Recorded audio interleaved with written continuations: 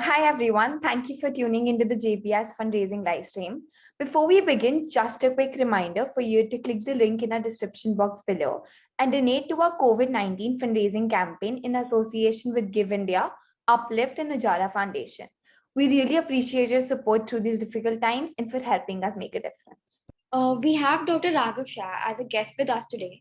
He holds the distinction of being the first DM addiction psychiatry practicing in Rajasthan and is still the only super specialist in psychiatry medicine in Rajasthan. He has specialized in treatment of all psychiatric disorders, including anxiety, depression, bipolar disorder, eating disorders, stress-related problems, and more. Dr. Shah is currently the consultant and director of Department of Psychiatry and De-Addiction, also known as CARE at the Rajasthan Hospital, Jaipur. He is a skillful psychiatrist whose approach is evidence-based and patient-centric. His patients describe him as someone who listens actively and observes comprehensively while engaging and developing a positive therapeutic alliance with his patients.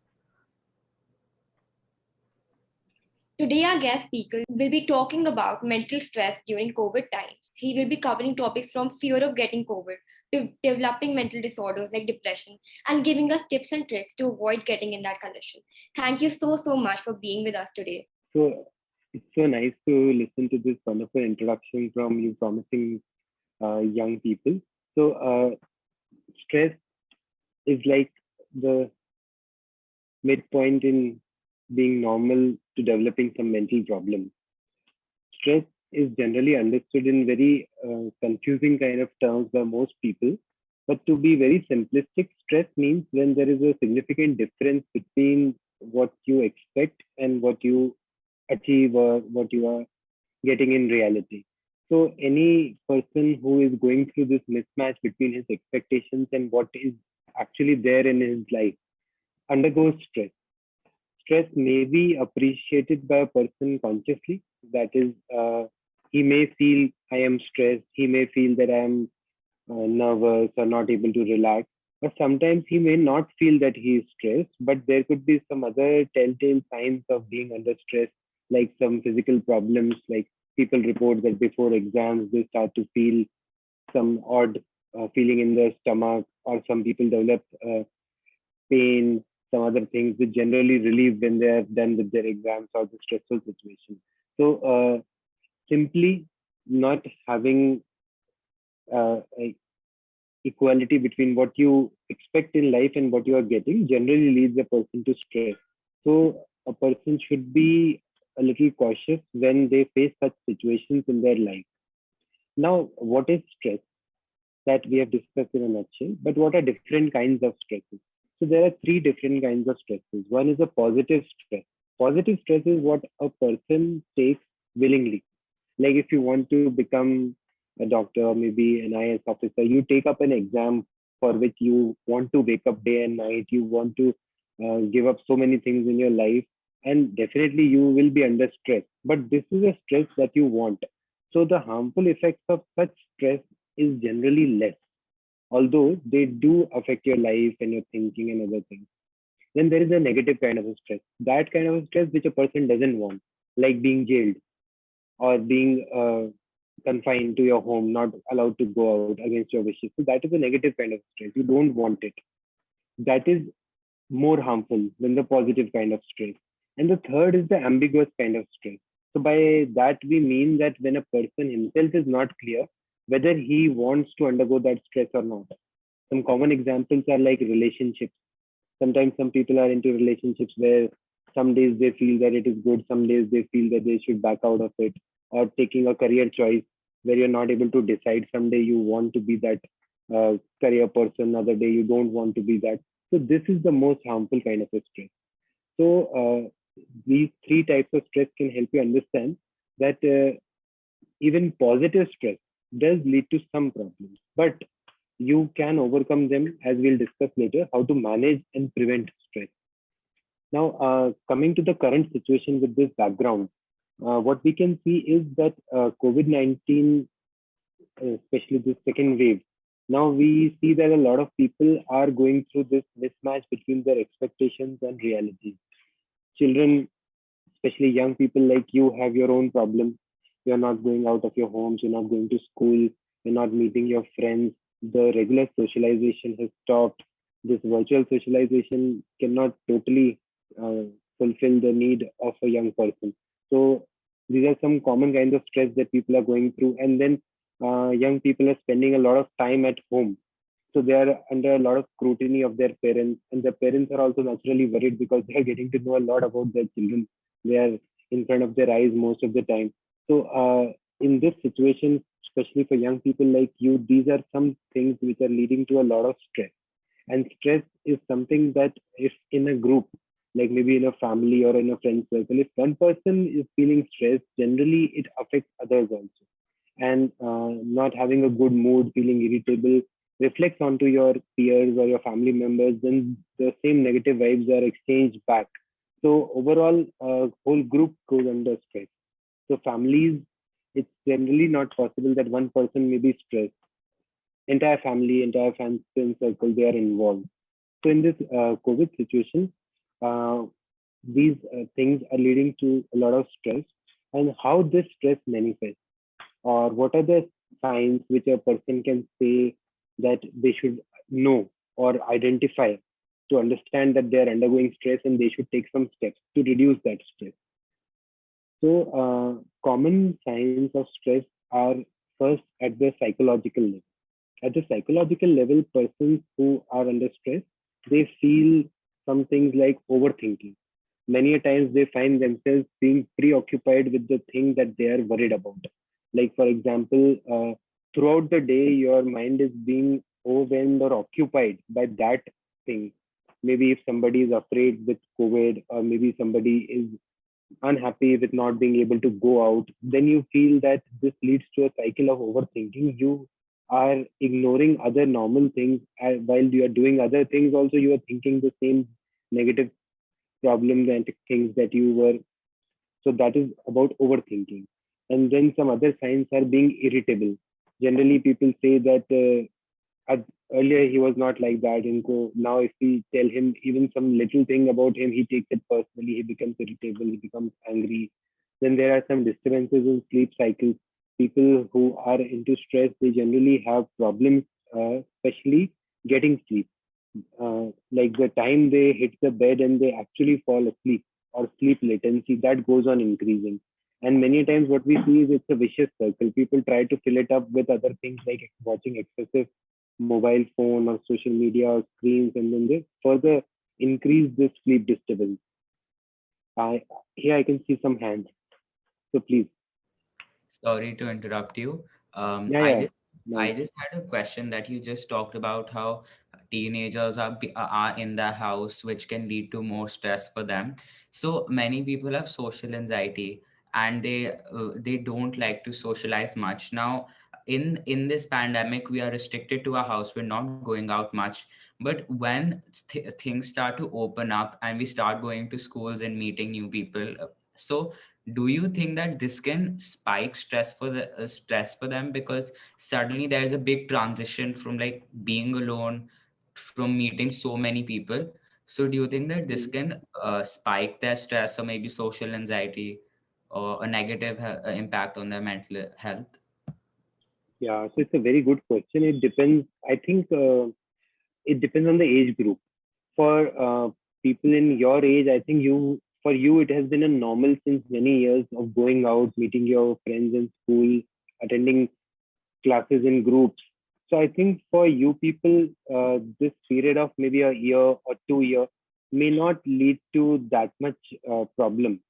But especially for younger kids who still haven't set into their routines of classes, going out with friends and other things, I think they would have this problem, which you can call as social anxiety, when they are reintroduced into school after this huge gap of a year or two. So that's the answer. I just had sorry, I had one more question. Ah, So please, please. so many times, things which give us stress are not in our control.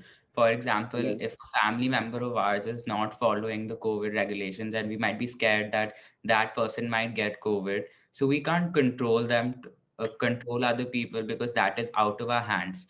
So what if Hmm. something out of our hand is giving us stress, or anxiety. So how can we control us? So we are not that stressed, because we can't control other people's actions. We can only control what we think about other people. So how can Hmm. we release our stress in these type of situations? Hmm. So there is a saying which goes that change what you can and accept what you can't. So a lot of stress management occurs at your own psychological level, because in fact most of the things are not totally in one person's hand. Like even if you want to study, then a lot of things go into helping a person to study well. Your family members must be supportive, your school, your teachers. So there are a lot of things. Most of the things are in fact outcome of group effort. So we always need to understand that things are not permanent. So what seems as something which cannot be changed at the moment may become something which may be in your hand later. The first thing is patience. And to develop that patience, one needs to develop acceptance. So in acceptance, especially in psychological terms, what we mean is that everything in life mostly has consequence. They are neither positive, neither negative. Very few things have clear-cut positive or negative consequences. Let's take for an example, a person might fail in an exam. Okay, the circumstances are such that now the next exam will be 1 year later. But if the same person 10 years down the line becomes a big CEO or becomes a big political leader or something, he'll look back and say ki it was a learning experience. So acceptance and change, we need to understand this will help you a lot in those things which you cannot change at the moment. Yeah, Yes. Thank you. yeah, right. So I had a question. So you Yeah. talked about irregular sleep cycles. So with us teenagers and also like college students, so there is a lot of work, especially like now, right now when we're in grade 12, we have so many like standardized tests for medicine, for like SAT, ACTs, and then we also have like art portfolios, and then even studies, like IAs and EEs. So um, we also have, like, I've noticed this personally, that even I have irregular sleep cycles. So is it because of the stress of work, or is it because of something else? Yeah. So it is generally said that a good day beginning from the morning finally leads to a good sleep. So what we need to understand is that to put your mind to sleep, you need to be relaxed. And relaxation is also something which is like that sand. If you try to clench your fist too tightly, it slips out. So it is not something that you can force yourself to relaxation. You have to do a lot of things right, so that by itself your mind becomes relaxed by the time you have to sleep. So the sleep disturbances that most people are facing are generally a consequence of a disturbed routine. So sleep is an integral part of a person's daily cycle. If he does all other things more or less at fixed times, then somehow your mind also becomes trained to sleep at a fixed time. But if a person has an erratic routine, then your mind subconsciously doesn't know when to sleep. So sleep disturbances, especially faced by youngsters, are a result of a lot of stressful life things, maybe studies also. But as I said, uh, studies are a positive stress. So you have to have some harmful consequences, but in long term, you will be feeling justified. But uh, try to have a regular routine as much as possible. The term for getting a good sleep is sleep hygiene. If you Google it, sleep hygiene, what you'll get is exercise in the morning, get up at the right time, avoid tea, coffee, especially in the evening, don't lie down or recline in the daytime. So all the advice is basically towards having a good day. So you automatically have a good sleep. Yeah. I have one more question. So this is something which is like really something that teenagers talk about. So there's a Hmm. myth. I don't know if it's a myth or something, But everyone is like, especially like a few of my friends, they're like, if I don't sleep at night, like if I sleep late and if I woke at that time, like by 2 and 4, and then I have to wake up for school by 8 or 8:30, so my productivity increases because like the number of hours that you sleep decreases, so like their productivity increases. But do you think that because of less sleep there are some um negative like things going on? Hmm. So sleep is like the relaxation for your mind and your body. So overall, if you overstress your physical and mental machinery, you are going to have problems. In exams also, in the last 2 3 days, many people try to overstretch themselves. But a person who does this on a regular basis is bound to have problems. And what we can see is that anxiety, irritability, having mood swings, easily getting angry, appetite disturbances, these things are very common in people who have disturbed routine, maybe due to any cause. Maybe it's their desire that they can study more, be more active, but finally it leads to problems. So periods of 2 3 days, 5 days, 7 days is all right, understandable. But if you do it on a regular basis, you are inviting problems. Yeah. So, children, especially of the age 8 to 12, like during COVID, may suffer Hmm. through separation anxiety if their parents are, for example, healthcare workers and they can't spend a lot of time with the kids because they have to be in the hospital helping others. So, how could the relatives of those children who they're currently living with help their situation, help their anxiety and their feelings through it? Yeah. So your question is also very age specific. So toddlers like 3 to 5 years old, then children, then adolescents, I think all of them have different kind of response to separation from their parents for a prolonged period of time. I think maybe young people of your age may not have major problems by not having a regular contact with your parents after knowing the reason why they are not there with you. But toddlers, especially, they will have a very odd response and they may develop even separation anxiety disorder and attachment disorders. Then adolescents also may not feel very comfortable. Now, what their relatives can do? See, what their relatives can do is one thing is there is a concept of transitional objects.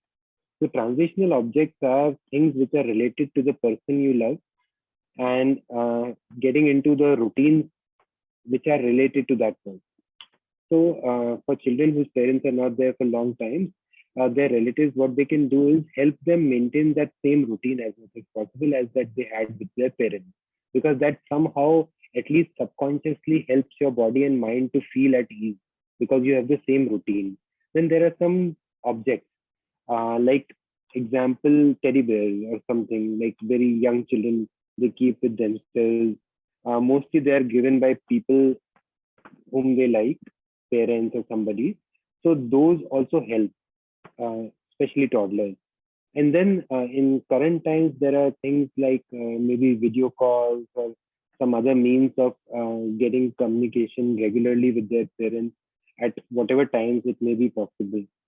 And of course, overall, having a good, loving environment and explaining the reason, because children may have different kind of sensibilities, like young people in their late teens and early 20s, maybe they have a different way to understand things.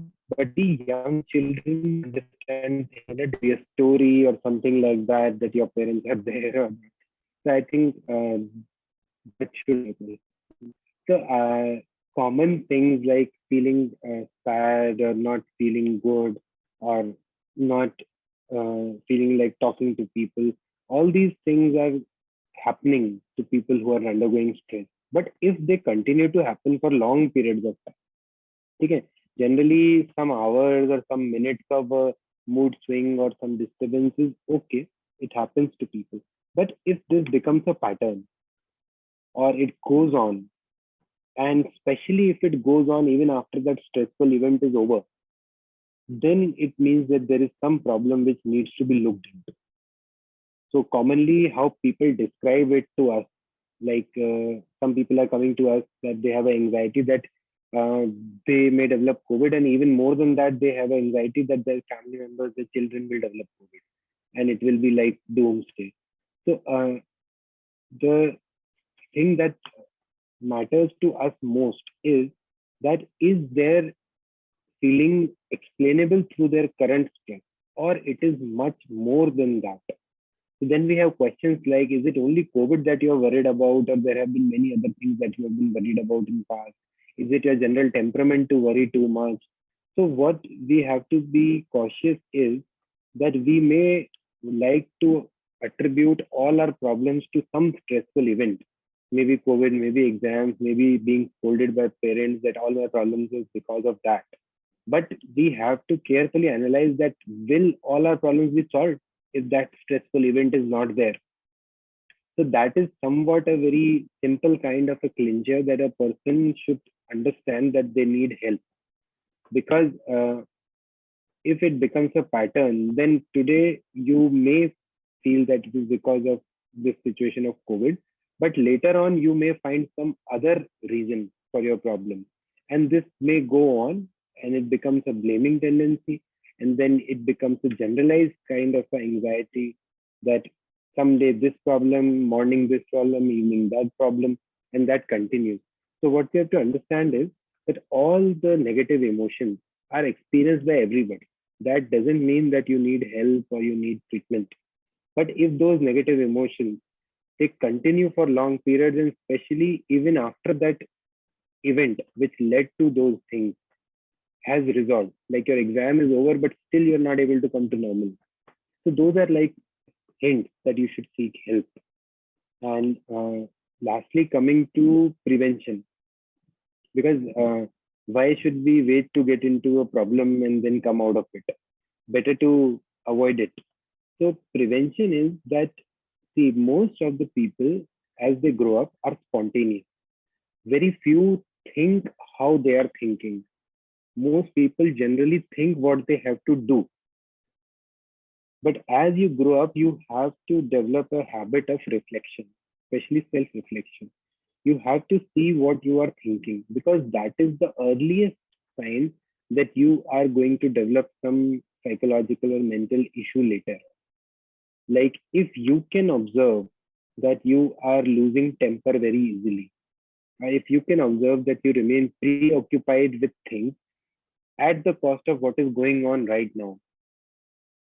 Like typically people say कि मैं पढ़ने बैठता हूँ या whatever things I am doing, I am thinking of something else. So these kind of small things which you feel about your personal space or thinking, they will not be visible to others. They will become apparent to others if you let them linger on for years or maybe months, when they lead to changes in your behavior. So what I mean to say is that there is an interval of months to years where you have an option to change yourself and prevent development of stress, mental problems later on. Because after that, they become your personality or your habit. And then you land into problems, because finally, as much as you try to change the circumstances or environment according to you, after a certain point, everybody learns the lesson that life doesn't work their way. So they need to adjust also. So I think the first step towards prevention of mental problems or stress related problems is to identify your problems in thinking. Think how you think. Then after that, second thing would be to maintain a good routine. Maintaining a good routine is like a good service to your mind and body. Many of your problems will be taken care of by itself. You may even not have to think. And that's why you see we don't explain people much why you should wake up on time. Everybody says wake up on time. So generally that's not a discussion. So these are some things which is like a universal dictum. So after thinking how you think, the second point would be to maintain good routine. After that, the third would be to develop good relationships, because a lot of mental problems and issues as well as mental well-being and happiness lie in social sphere. If you don't have healthy relationships in family, in friend circle, overall society, generally chances are that you will not be happy on a long term. So thinking how you think, maintaining good routines, and having good relationships. I think these three things will work a long way in preventing stress and a lot of problems. Yeah, so Manya has a question. Yeah. Yeah, so during COVID time, we're not really, engaging with people. Like we're just with our parents, like four people in the house. And then even with like the extended family, maybe we talk like once a week on phone, but not with everyone like we used to. And even with friends, I think even I am only like in touch with a few of my friends, like close ones. Hmm. And then if there's a project, only then I talk to others, like Ishita and Vishesh. So what would you advise, ki what what like the social, what you talked about, like social spheres and everything, it really helps in a better mindset. So what can we do during COVID times to Hmm. help it? So it's an exceptional situation right now. So for an exceptional situation, one has to do exceptional things. So things like Zoom, maybe talking on phone, interacting on social media, they help to some extent. But of course, uh, they cannot substitute the natural interaction that people have with their friends, meeting them personally, expressing things, observing each other's emotions, body languages, learning, enjoying.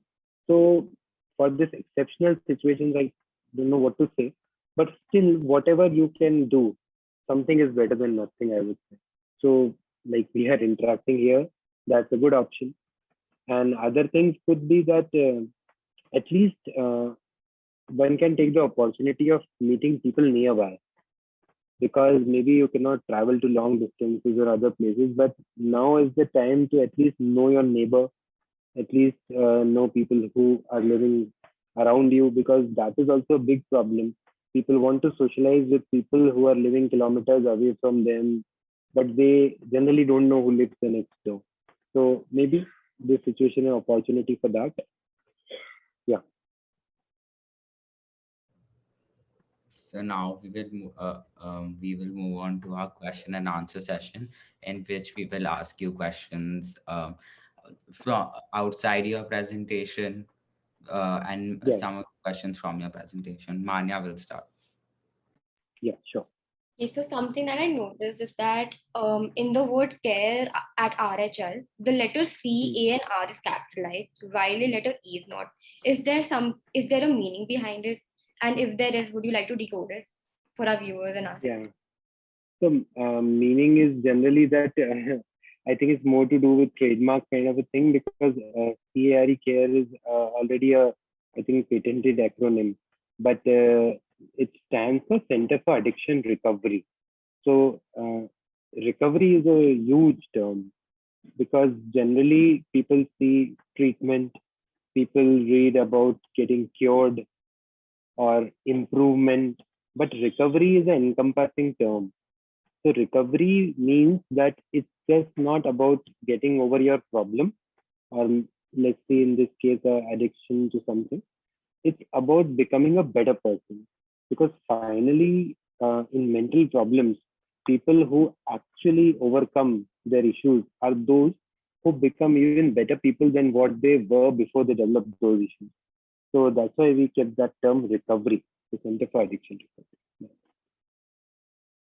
So I had a question. So mental health has become a very prevalent topic today, as many teenagers talk about it. Not only teenagers, even the adults talk about it freely today.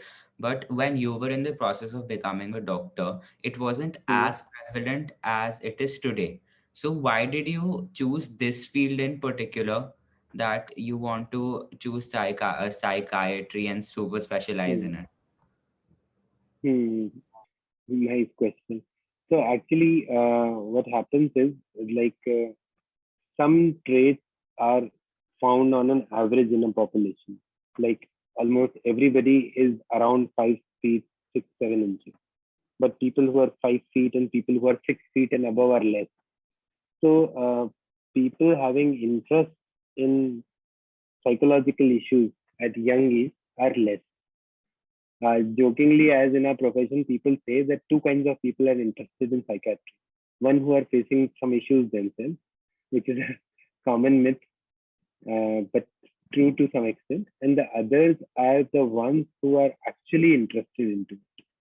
So what I say is that people who are actually interested into something have some issue related to it.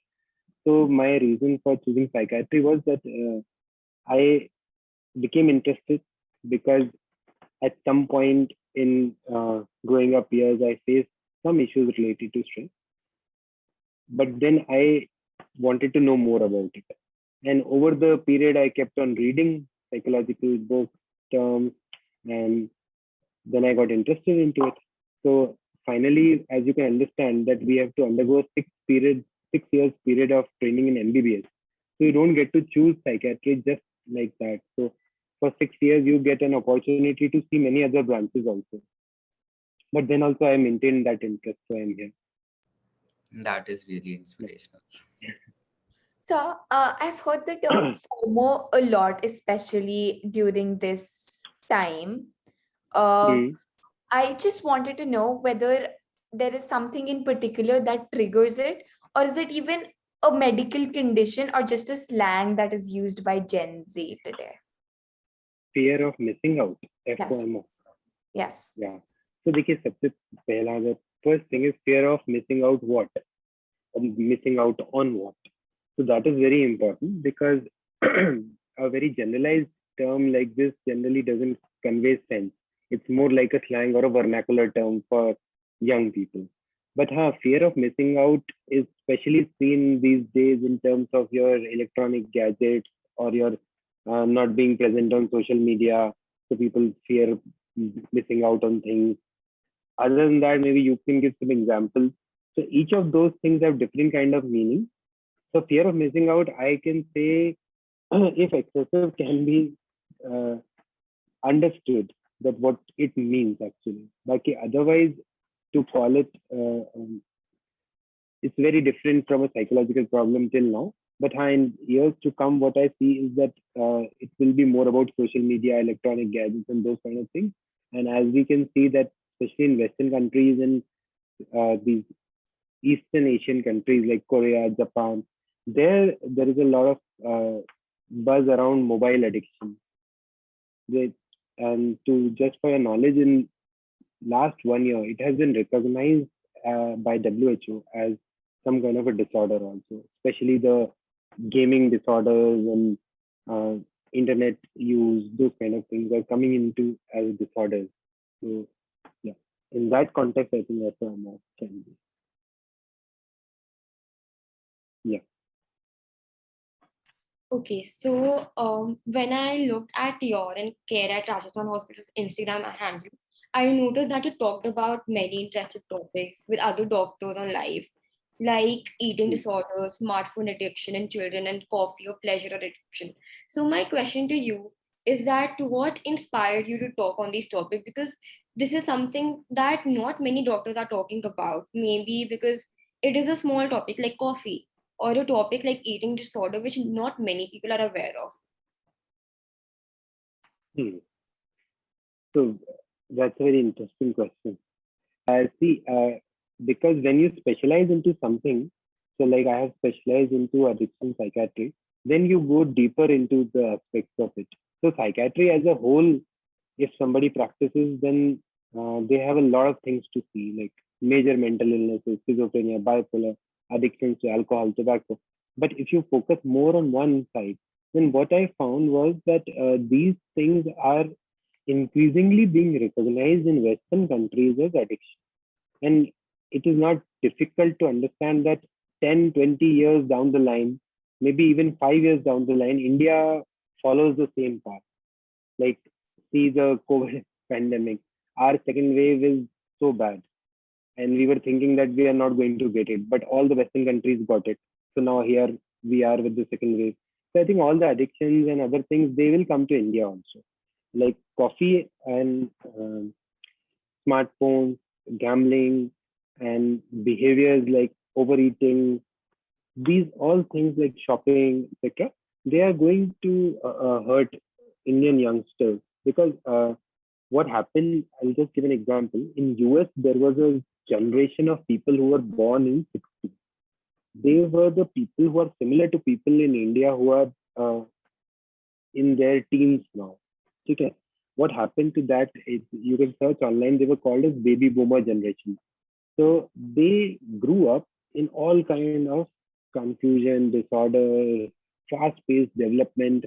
Someday they are hearing that this is right, someday they are hearing that is right, all kind of addictions, hard drugs, many other things. They flew into the US at that time. So what happened was that across, as that generation grew, they were followed as a cohort, or they were seen by the population scientists that what is their outcome finally. So they found that all these things which were earlier looking like simple things of a lifestyle, like having excessive coffee or eating a little too much, they all led to significant problems later on. So I think what we are seeing as a innocent kind of indulgence, taking excessive coffee, eating a lot of burgers, those things. But as our generation grows into 40s and 50s, they will have the problem. So, being a technical person in this field, I really believe that people should understand that what they're doing now, then they'll have problems 10, 15 years later. So, at least we can generate awareness now so that people can choose to prevent themselves from these things. So, that's the reason for taking up these topics. Yeah. So that was really interesting. So I had one more question. I recently, like while researching about you, I saw your Instagram live with Dr. Tashi Narula, and you talked about eating disorders, wherein you mentioned that obesity is going to be a huge problem, a slow pandemic indeed, in India in the upcoming years, and it is already seen in many developed regions of our country.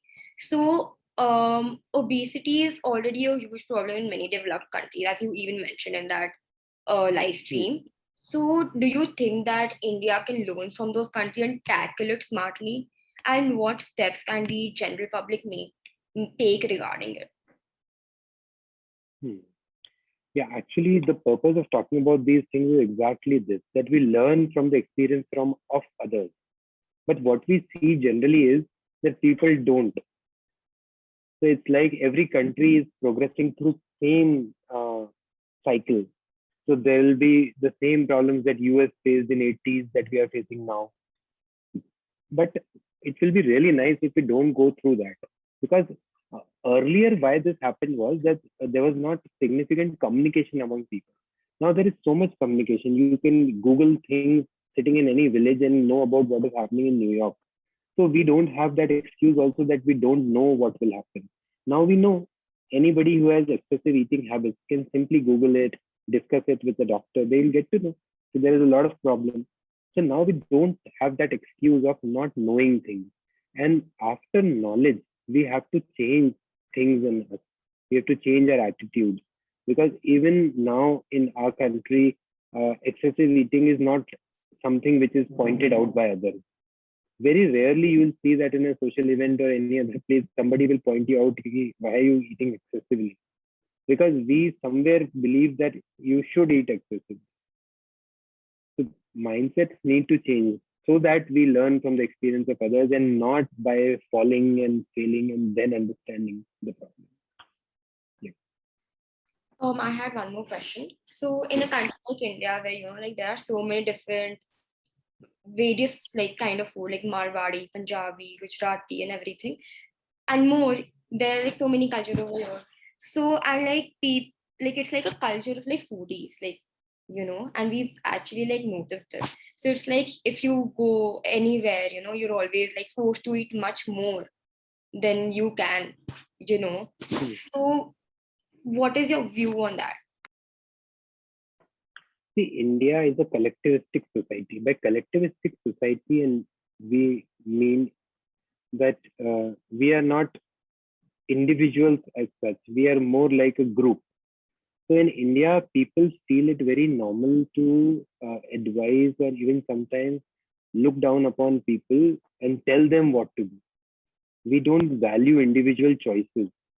So maybe a person might know that he doesn't want to eat that much, but in our society, we feel it's absolutely normal to overpower anybody in terms of our preferences.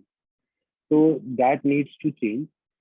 And then after individualistic choices, the second thing is that scientifically also overeating is not a good proposition as such. And especially now that we are working much less. Earlier, in many societies of India where overeating was considered as a good norm, many places in North India, we can easily understand. There people used to work physically. Now our energy expenditure is very less. And if we compare it to the West, in West they have learned their lesson. They have almost every home has a gymnasium kind of a place or a equipment, maybe a treadmill or a cycle. But in India, what we are in that phase that we are overindulging in everything, but we are not taking corrective measures. Hardly any of our homes are in designed in that way, or we are focused in that sense that we should burn our calories.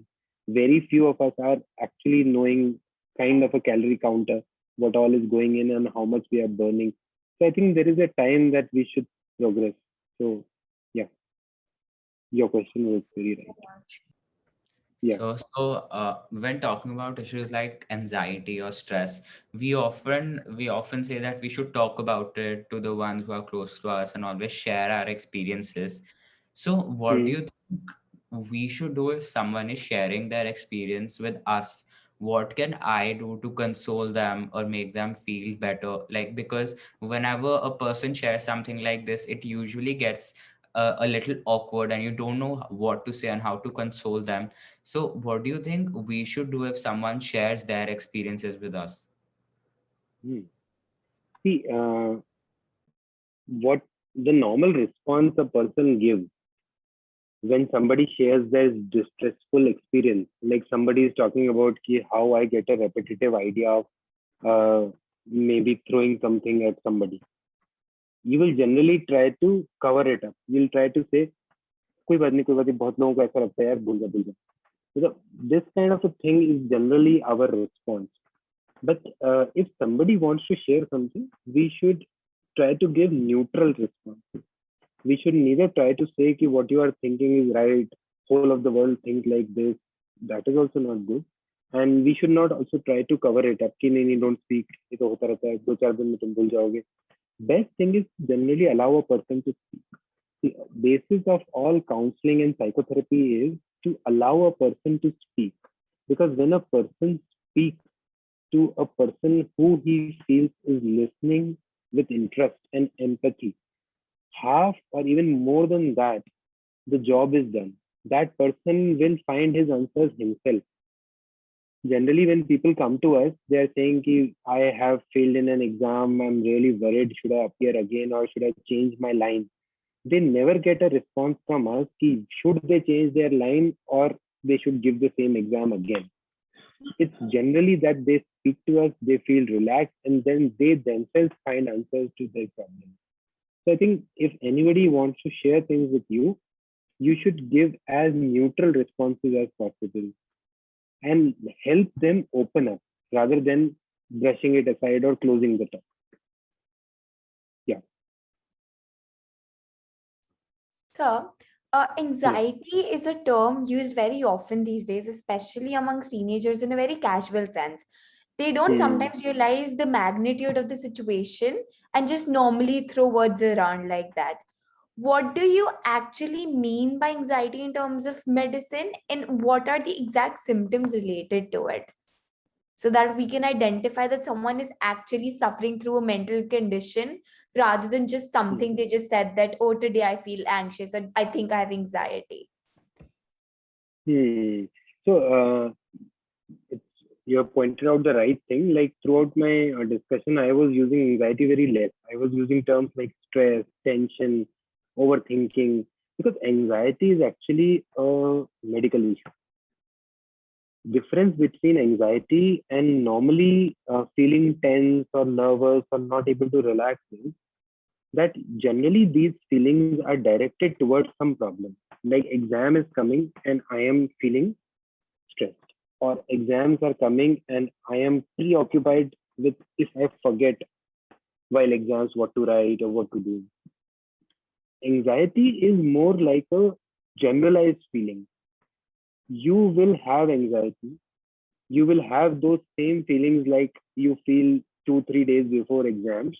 It will go on, but reason may be that you don't understand what is the reason. Most people come and say, I'm not able to understand what is the reason, but I keep on feeling uncomfortable or मुझे घबराहट होता है या ऐसा.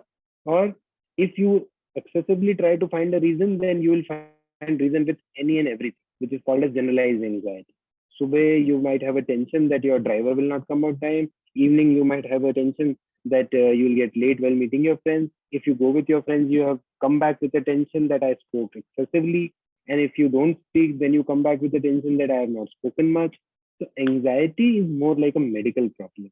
And that's why commonly whenever somebody tells me that they are feeling anxious, I say, you give me an example, what you are calling as anxiety, rather than taking it on a face value that you are anxious. So that is it. So following up on it, Yeah. I have heard a lot of people have anxiety attacks and panic attacks. So if someone is having one in front of you, how do you help them? So anxiety is like a slow feeling of being uncomfortable, being tense, nervous. Panic attacks are a dramatic presentation. So suddenly, within seconds, 2 minutes, a person will become uncomfortable.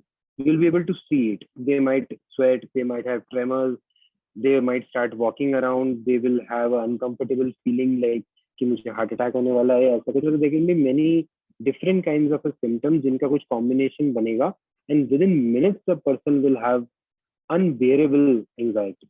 So that is panic. And slow or a continuous kind of a feeling is anxiety. And how do we help such people? See, panic is a very distressful situation for a person who has it. So generally, some medicines are advised, and people take it also because they know that there is no other way out of it. But feeling anxious on a long-term basis, averagely, things like psychotherapy or what we see is cognitive behavior therapies or sometimes simple counseling, they also help.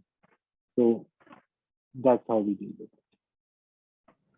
So listening to that, even I realized when I was asking to you questions, even I was throwing terms about anxiety. So even I realized that I also use these terms wrongly sometimes, even though it Mhm. might not be intended. So which was real. So it was really helpful knowing about that. So you talked about how studying is a positive stress, but Yeah. I have noticed in my personal life too that especially around my boards, like stress became a little more than positive stress because I still remember that it was taking away my sleep as I used to be too stressed about my exams and all the course I have to cover. So, do you think that studying can rather become a negative type of stress from a positive one? Because due to the amount of workload we have, due to all of that stress combined together, do you think that it can rather become more harmful for you than helpful?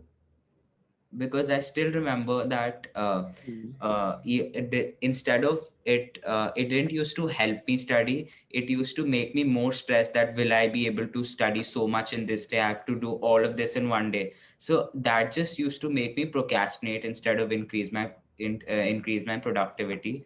So do you think that this can rather become negative? Hmm. So that concept of positive and negative stress still holds because the outcome of studying, that is doing well in your exams, is the desired outcome. So it is a positive stress, but what happens is if it becomes excessive, then it can lead to problems. Or in that, we have to see a lot of things. Most commonly, it is about expectations. Like if you have 2 days or 3 days at hand and then you expect doing very well in your exams, then it will definitely cause a lot of stress. Then second is about your ability. Ability is also subjective as well as objective. Some people do well in written long patterns. Some people do well in MCQs and other things. So expectation, ability, amount of effort given, many things go into preventing excessive stress due to studying. Fine. And now about that uh, stage where the anxiety or where the stress leads to a situation of anxiety that you are not able to perform well. So that is definitely an area of concern, and uh, that requires that some discussion be done about your personality otherwise. Because people who generally face such serious amount of stress, they are persons who have a temperament of getting anxious easily, generally. So then a whole evaluation of a person is a better option. So I would like to ask a question. So like sometimes when I am like really stressed about exams or any submission or any deadline, so what I tend to do is I start to play a game or like just talk to my friends and like just start to eat and like just not like focus on what I really need to do like on a deadline. And Hmm. I use gaming and eating and talking to my friends and my family as a way to distress. So is that the right way to do it? Hmm. So this is called as coping. Coping is that whenever you are in a stressful situation, you can do two things which will help you relax. One is to actually deal with that situation, because if you deal with that situation successfully, you will be relaxed. But sometimes the situation is prolonged, like you are preparing for an exam for 1 month, or sometimes the situation is huge and you know that you will not be able to handle it so easily. So in that in between, some relaxation or some distraction is always helpful if it doesn't become excessive. So we call it as problem focused coping. So problem focused coping for an exam going person would be to think more that how they should study, how better they can study, what kind of time management they can do. And emotion focused coping would be to sit with their family and watch a movie for half an hour, or to go out and have an ice cream and come back. But if you go out and don't come back for 12 hours, then finally it will lead to more stress because you have not dealt with your problem. So it is healthy to distract yourself, give some time out for some limited duration, and then get back to your work. Yeah. So, just like Manya said, even especially it's like for me during deadlines, when I have to meet deadlines, when there are exams or something, I usually tend to stress eat. So, how could I rather divert my energy from food to something that is rather productive, that doesn't actually have negative consequences on my body or my health in any ways? Hmm. So this is about habits. So you have trained your mind that whenever you become stressed, you overeat. So now the thing is that you have to unlearn it. By unlearning, we mean is that you somehow have to create barriers between eating and your stress. So while your exams or things are going on, you somehow have to remove all those things which are very easily available to you to eat or binge upon. You need to keep healthy things. So that is about unlearning this habit. And unlearning generally becomes successful when you learn a good new habit. So maybe you can now learn a habit to listen to music while you are stressed, or a habit to maybe walk when you are stressed. So then the cycle would be complete. You would have unlearned this overeating and stress habit and learned a new healthy habit to deal with.